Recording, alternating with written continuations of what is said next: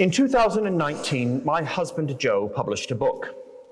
It's a tale about a 30-something-year-old gay man living in Edinburgh, a diary of misadventures after a relationship breakdown. It's fictional. However, Joe's book contains some real-life experiences. Now, I haven't questioned Joe about everything, which stories are his own and which are made up. However, there's one I recognized when I read it, and it was like a punch in the gut. Near the beginning of the book, Andy, the main character, tells his mum why he can't move back home, why he must move away from the town he grew up in. When Andy was 15, he took a train from Drumgellic to Coatbridge, and a group of lads, aware that Andy was different and perceiving him to be an easy target, subjected him to a brutal assault. The train carriage, filled with onlookers, remained silent as they kicked him and bloodied his shins. Reflecting on that traumatic event, Andy shared with his mother the profound impact it had on his sense of self and belonging. The indifference of those on that train left him with lasting fear, making the town he once called home feel tainted. Every time that Andy caught a bus or saw a group of lads in his hometown, that fear returned.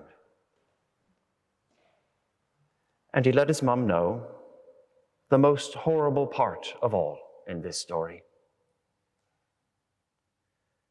After the beating, those guys spat on him, one by one, taking their turn in his face. This story stopped me in my tracks. Immediately, I knew this story wasn't about Andy. It was about Joe.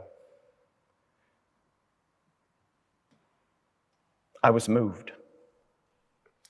I wanted to rescue that 15-year-old Joe. My heart broke. And I was angry, fuming at the complicity of those who witnessed Joe's suffering and did nothing. But nothing about this story really surprised me. Similar incidents have happened to queer kids for a very long time. Now, I don't know what people like Andy and Joe and me expect others to do in this kind of situation. It's difficult to identify what might work, to stop the assault, to get someone to safety, to bring the perpetrators to justice. Much could end up going wrong with an intervention. It could cause the attackers to do something even more vicious. And more people could get hurt, including those brave enough to intervene. And so I understand. I understand why people that day, and on many other days throughout history, try to stay out of trouble, to keep their noses clean. Those situations, well, they're complex. Fear and uncertainty color our decisions about speaking up or acting. It's wise to steer clear of vulnerable positions. After all, who knows what's really going on? Best just to mind your own business. That's not dissimilar to what the slave who received the one talent in today's gospel said. He knew his master was unkind, vindictive even. He'd seen it in similar situations. His master reaped where he did not sow. He took whatever he wanted, whenever he wanted it. He was a known thief. And most people got out of his way. So that's what the slave with 1 talent decided to do. He hid it in the ground. It's probably obvious to us all why. As much as we want to say we would do something else, we know there are risks. Hearing stories like this gives us the courage of a safe bystander, but in reality, one of those lads might have had a knife. Maybe they'd turn right around and rob us too.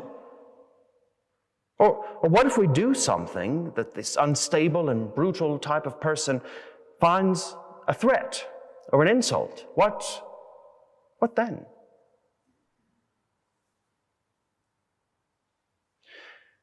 There are many interpretations of the parable in today's gospel, ways of seeing the different characters and understanding their motives.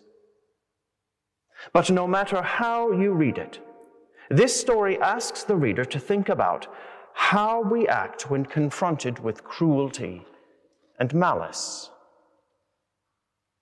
One understanding of this parable says that in God's kingdom, those who do nothing with what they're given, even in the face of peril and helplessness, are judged. And the condemnation is harsh. However, what's interesting to note in this parable is that it doesn't ask everyday people to be superheroes. We don't have to be Nobel Prize winners or hedge fund managers or ninjas. Folks like you and me don't even have to put ourselves in precarious positions, endangering life and limb.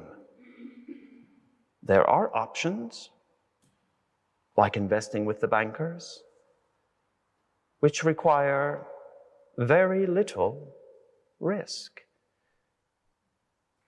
But taking no action at all, is blameworthy. Standing by, burying one's head in the sand, being unresponsive, no matter how precarious the situation, is unsuitable. Doing nothing will cause regret.